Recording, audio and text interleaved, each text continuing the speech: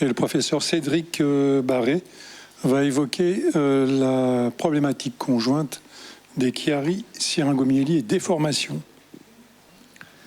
Bien, merci Fabrice. Donc bonjour à tous. Donc merci beaucoup pour l'invitation. Merci à l'association Apaisé. Même si j'ai eu une petite frayeur ce matin parce que je me suis rendu au Sofitel Confluence et en fait, je me suis rendu compte que j'étais pas au bon endroit. En tout cas, merci et bravo pour cet événement. Donc, je vais vous parler de Chiari, syringomyélie et déformation rachidienne. Et on a une question tout à l'heure. Chez l'adulte, donc vous allez voir que l'ambiance est tout de même un peu différente par rapport aux enfants. Alors tout d'abord, un peu d'historique. C'est toujours intéressant de regarder l'historique pour comprendre un peu l'évolution des concepts. Et finalement, la présence de liquide au sein de la moelle épinière a été rapportée il n'y a pas très longtemps, seulement au XVIe siècle, en 1546 exactement, où on décrit pour la première fois la présence de liquide au niveau de la moelle épinière. Ensuite, le terme syringomyélie est introduit par Charles Prosper Olivier au XIXe siècle, où il décrit donc une dilatation tubulaire au sein de la moelle épinière, donc syringomyélie, qui vient donc du mot syrinx, donc du mot grec syrinx qui veut dire tube, et myélie qui veut dire moelle. Alors jusqu'au XIXe siècle, on va rester assez descriptif et il faut attendre les travaux de Schultz et Kaller pour avoir les premières hypothèses physiopathologiques et notamment la corrélation entre des symptômes et les lésions médulaires de type syringomyélie. Et donc c'est en 1882 qu'on décrit donc le syndrome syringomyélique avec des signes cliniques et une cavité liquidienne au niveau de la moelle. À peu près à la même époque, donc les choses s'accélèrent et donc c'est Hans Chiari qui va décrire une malformation de la charnière occipito-cervicale, malformation qui va porter son nom, la malformation de Chiari, et qui est caractérisée donc par une position basse du cervelet à travers le trou occipital, avec la description de différentes formes. Et puis Arnold, quelques années plus tard, va associer son nom à celui de Chiari pour décrire une des formes du Chiari, donc le type 2. Donc on peut parfois parler de malformation d'Arnold Chiari. Ensuite, au début du XXe siècle, on va s'intéresser également au rachis et on décrit les premières associations de déformation rachidienne et de syringomyélie.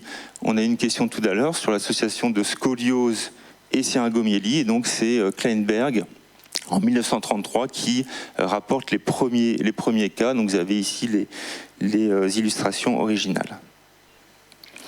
Et puis la théorie moderne, c'est Gardner en 1950. Donc Gardner qui était neurochirurgien à Cleveland, donc aux États-Unis, et qui va poser les bases donc des concepts modernes concernant le Chiari et la syringomyélie, avec trois notions fondamentales qui sont toujours d'actualité. Donc tout d'abord la notion de conflit contenant-contenu, et donc le cervelet à l'intérieur d'une petite fosse cérébrale, et donc qui va entraîner sa migration vers le bas. Ensuite, la notion d'obstacle à l'écoulement du liquide céphalorachidien au niveau du trou occipital, et donc les problèmes d'hydraulique, avec le risque de syringomyélie en amont et en aval, et de l'hydrocéphalie en amont. Et puis, sur le versant thérapeutique, l'intérêt d'une décompression chirurgicale de la charnière occipito-cervicale. Alors vous voyez ici illustrés les différents concepts, donc l'évolution des différentes théories hydrauliques, donc avec la théorie originale de Gardner et puis les théories plus récentes, mais avec un élément constant qui est donc l'obstacle au niveau du trou occipital et donc cette gêne à la circulation du liquide céphalorachidien au niveau du trou occipital. Je vous propose de revoir quelques éléments de physiopathologie, même si vous devez certainement maîtriser ces éléments. Donc je vous rappelle que le liquide céphalorachidien est produit à l'intérieur du cerveau, au niveau de cavités qu'on appelle les ventricules, par des structures qu'on appelle les plexus choroïdes. Vous voyez, ces plexus choroïdes, ce sont des structures granulaires, voilà, qui ont un aspect coralliforme. Vous voyez ici une vue endoscopique, et qui donc vont produire en continu le liquide céphalorachidien. On produit à peu près 1 demi-litre de liquide céphalorachidien chaque jour. Donc c'est quand même considérable, en sachant qu'à un instant T, on n'a que 150 cc de liquide céphalorachidien, et donc l'ensemble du liquide céphalorachidien est renouvelé 3 fois par 24 heures. Alors ce liquide est produit à l'intérieur du cerveau, au sein des ventricules, et puis il va sortir du système ventriculaire au niveau du trou occipital, donc à la partie basse du 4e ventricule, donc exactement sous le cervelet. Et donc c'est vraiment cette zone-là qui est la zone à laquelle il faut s'intéresser dans ce contexte. Vous voyez ici une vue postérieure donc du cervelet. Donc ici on a la partie basse du cervelet, la moelle épinière, le trou occipital, et donc c'est à ce niveau-là où on aura les problèmes d'obstruction de circulation du liquide céphalorachidien. Vous voyez ici sur ce schéma le tronc cérébral en avant, le cervelet en arrière, le 4e ventricule entre les deux, et donc le liquide céphalorachidien produit à l'intérieur des ventricules sort du système ventriculaire à la partie basse du 4e ventricule, par ce qu'on appelle l'orifice de Magendie. Et vous voyez également la continuité entre donc, le canal épendymère au sein de la moelle épinière et le 4e ventricule. Et donc si on a une obstruction de cette zone, bien évidemment, on peut avoir des problèmes de circulation du liquide. Alors quelques données d'épidémiologie. Donc le Chiari, c'est une maladie, enfin une pathologie qui est relativement fréquente, puisque l'incidence est estimée entre 0,5 et 1% de la population, donc ce qui est un nombre important. Mais fort heureusement, c'est rarement symptomatique. Il y a beaucoup de formes asymptomatiques, de découvertes fortuites. Le professeur Di Rocco évoquait le chiffre de 90% de formes asymptomatiques en pédiatrie.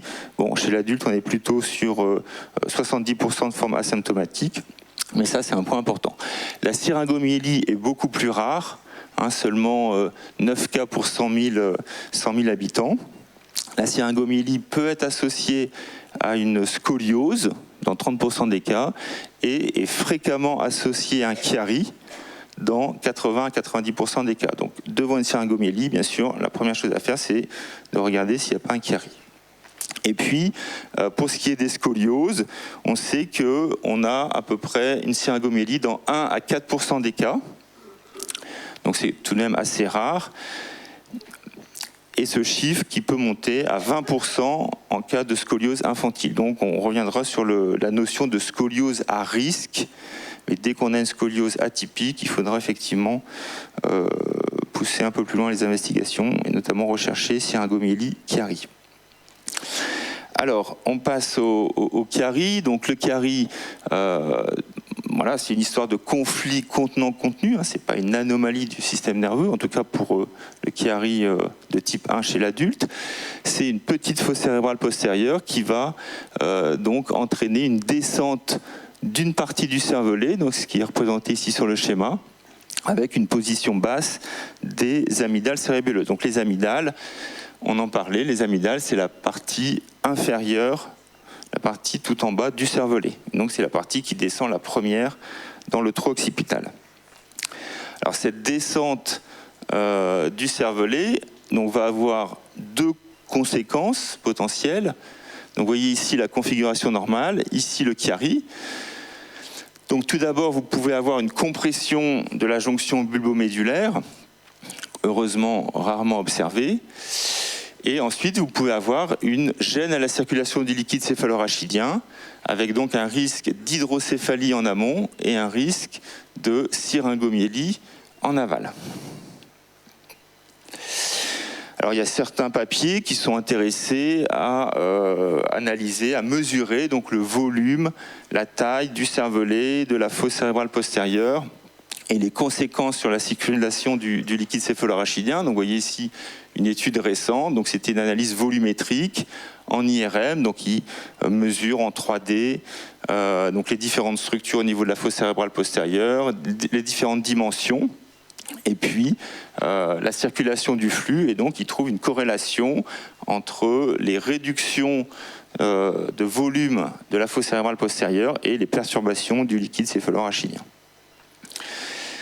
Alors pour le diagnostic, donc le Chiari, l'examen clé c'est l'IRM, vous le savez. Donc vous voyez, ici on a une IRM normale, c'est-à-dire le cervelet il est contenu totalement à l'intérieur de la fosse cérébrale postérieure. Donc si vous tirez un trait au niveau du tronc occipital, il n'y a pas de cervelet en dessous. Donc ça c'est la configuration normale. Alors on peut tolérer un petit débord, jusqu'à quelques millimètres. Donc on va dire jusqu'à 3 mm. On va considérer que c'est une variante de la normale et donc on n'est pas réellement en situation pathologique. Ça c'est un point important parce que dans les comptes rendus radiographiques, souvent on va énoncer le mot Chiari alors que finalement voilà, c'est juste une variante de la normale. Donc là il faut être prudent et effectivement on a beaucoup de patients qu'on voit en consultation qui pensent avoir un Chiari et on les rassure parce que voilà, l'IRM vraiment à cet aspect-là. Alors vous voyez, ici, on a un Chiari avéré, donc avec voilà, une descente franche des amygdales cérébelleuses. Vous voyez ici, on a quasiment 1 cm de ptose des amygdales cérébelleuses.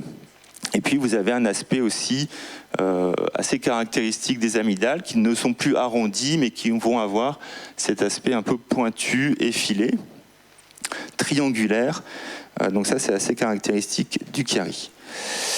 On peut également analyser le flux de LCR. Donc là, on va s'intéresser aux conséquences du Chiari sur la circulation du liquide céphalorachidien avec des séquences particulières, qui ne sont pas faites dans tous les centres. Et puis, ce qui est important, c'est rechercher des critères de gravité. Donc les critères de gravité qui vont être représentés par une obstruction complète du tronc occipital. Donc là, vous n'avez plus du tout de LCR autour des structures neurologiques. Vous avez un effacement complet donc des citernes, donc des réserves de LCR autour de la moelle et du cervelet. Vous avez une ptose importante des amygdales cérébelleuses, éventuellement une compression de la jonction bulbomédulaire. Et puis vous pouvez également avoir une syringomyélie, vous voyez cette cavité liquidienne au sein de la moelle épinière. Donc tout ça sont des critères de gravité qu'il faut bien évidemment rechercher sur l'IRM. Un mot de la clinique. Donc la clinique, il y a beaucoup de formes asymptomatiques. Je le disais en introduction. Donc vraiment, nous, on a beaucoup de situations où on est dans une découverte fortuite. Et donc on a fait une IRM pour une autre raison, et donc on a découvert un Chiari. Donc ça c'est vraiment un point important. Donc forme asymptomatique et qui vont le rester dans le temps. Deuxième notion importante, c'est tout de même la corrélation entre la sévérité de ce qu'on observe en IRM et la sévérité des symptômes cliniques. Donc globalement, plus le Chiari est sévère et plus la probabilité d'avoir des symptômes est importante. On sait que par exemple, si on a une descente de plus de 12 mm, on a quasiment 100% de risque d'avoir des signes cliniques. Et puis au niveau des signes, on a 3 signes principaux. On a les douleurs. Donc les douleurs, ça c'est le symptôme le plus fréquent, les maux de tête, douleurs cervicales, douleurs de type neurologique, neuropathique. Ensuite, on peut avoir les troubles sensitifs. Donc les troubles sensitifs, picotement, paresthésie, fourmillement, qui sont assez fréquents. Et puis, plus rarement, on peut avoir des vrais déficits neurologiques qui sont heureusement beaucoup plus rares, mais on peut avoir des déficits avec atteinte des nerfs crâniens ou éventuellement des déficits sensitifs moteurs au niveau des membres. Alors ici, c'était la série du Kremlin-Bicêtre, de l'équipe du professeur Parker, sur 150 chiaris. Et donc vous voyez que les deux symptômes les plus fréquents, eh bien, c'était la douleur et les troubles sensitifs. Et puis les déficits neurologiques étaient tout de même beaucoup plus rares. Alors on peut également avoir un syndrome d'apnée du sommeil. Donc ça, c'est aussi un point important. Le professeur Dirocco en a parlé tout à l'heure. Le patient ne va pas forcément s'en plaindre, puisque finalement, il fait des apnées pendant son sommeil, donc il ne va pas forcément s'en rendre compte, mais on sait que jusqu'à 20% des patients qui ont un chiari peuvent présenter un syndrome d'apnée du sommeil. Et donc là, il faut investiguer avec une polysomnographie. On a des profils soit de type obstructif ou de type central. Bon, ça c'est un petit peu technique. Et puis, si on fait une chirurgie, on peut améliorer ce syndrome d'apnée du sommeil. Donc ça peut être intéressant de l'explorer avant une chirurgie. Ensuite, la syringomélie. Donc la syringomélie, on l'a vu, c'est une cavité liquidienne à l'intérieur de la moelle épinière, donc qui est plus ou moins volumineuse, plus ou moins étendue en hauteur. Une syringomélie, c'est pas toujours associé à un chiari, c'est souvent associé à un chiari, mais pas toujours. Ça peut être isolé et ça peut être secondaire à des causes plus rares comme une tumeur, une pathologie inflammatoire par exemple. La syringomélie, ça évolue le plus souvent de façon insidieuse, lente, progressive. Le tableau caractéristique, c'est ce qu'on appelle le syndrome syringomélique. Donc c'est lié à l'atteinte de la partie centrale de la moelle. Et donc là, vous avez les fibres thermoalgiques qui traversent cette zone. Donc ce sont les fibres qui véhiculent la sensibilité au chaud-froid et à la douleur. Et donc ça donne un tableau assez particulier où le patient il va avoir des troubles de la sensibilité thermoalgique, mais conserver la sensibilité superficielle. Donc ça c'est au début, et puis ensuite le tableau se complète avec des déficits plus sévères qui peuvent s'installer. Alors en IRM, l'aspect est assez caractéristique, vraiment le diagnostic est assez simple. On va retrouver une cavité liquidienne à l'intérieur de la moelle, vous voyez, avec un aspect donc tout à fait comparable au LCR. On a le même signal que le LCR, donc un signal liquidien. Vous voyez ici en coupe horizontale, donc tout ce qui est blanc, là c'est du liquide. Et donc vous avez cette cavité liquidienne centro-médulaire. Alors on peut avoir différents aspects morphologiques. Vous pouvez avoir une volumineuse cavité, voilà, unique. Vous pouvez avoir des formes qui sont dites moniliformes ou en chapelet. Donc là, vous avez une succession de dilatations et d'étranglements. Ensuite, vous pouvez avoir des formes plus linéaires et puis des formes discontinues, donc voilà, avec une succession de cavités. Donc tout est possible. Bon, ici un exemple de syringomélie, mais satellite d'une tumeur intramédulaire. Donc bien sûr, quand on découvre une syringomélie, on s'assure qu'il n'y a pas d'autres pathologies plus sévères associées, notamment une tumeur. Vous voyez ici un cas de syringomélie, mais satellite d'une tumeur.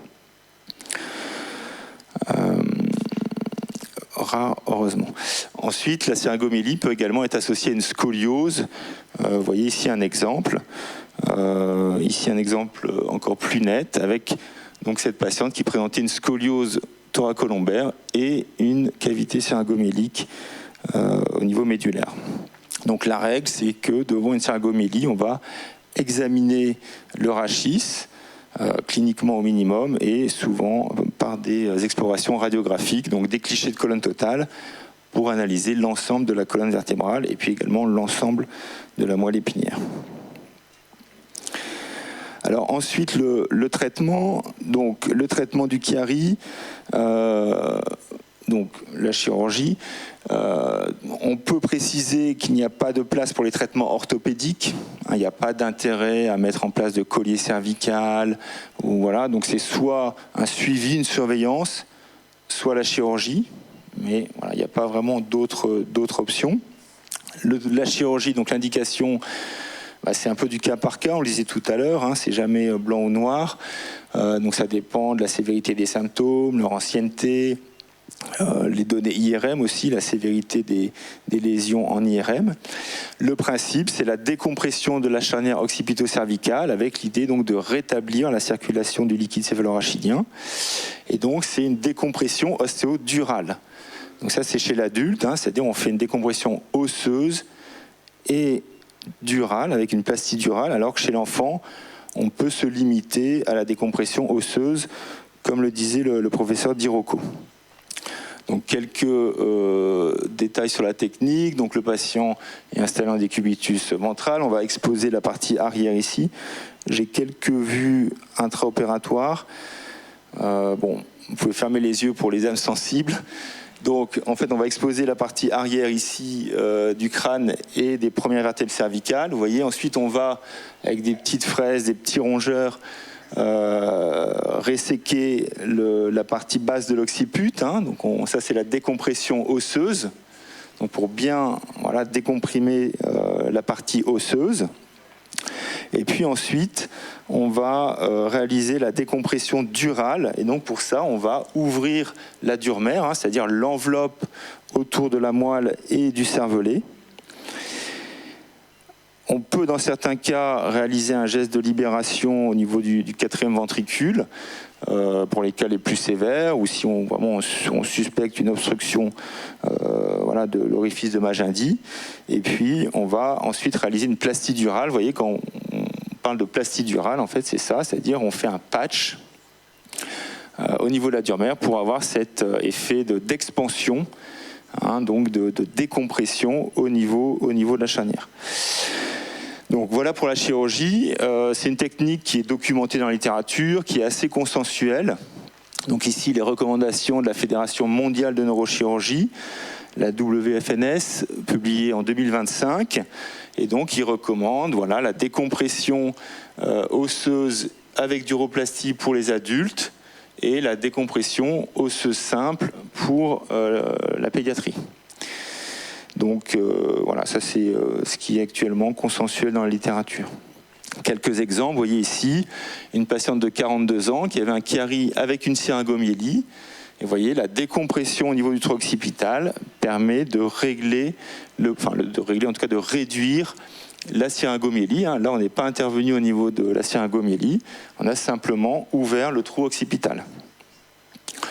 Vous voyez ici un autre exemple. Alors en général, je donnerai des chiffres un peu plus détaillés juste après, mais en général, l'effet de réduction, il est assez rapide, c'est-à-dire il intervient dans les semaines, les premiers mois après l'intervention. Donc déjà à 3 mois, on a une bonne idée du résultat obtenu, si on a été efficace ou pas sur la syringomyélie. Vous voyez ici la cavité en préopératoire et ici à 3 mois.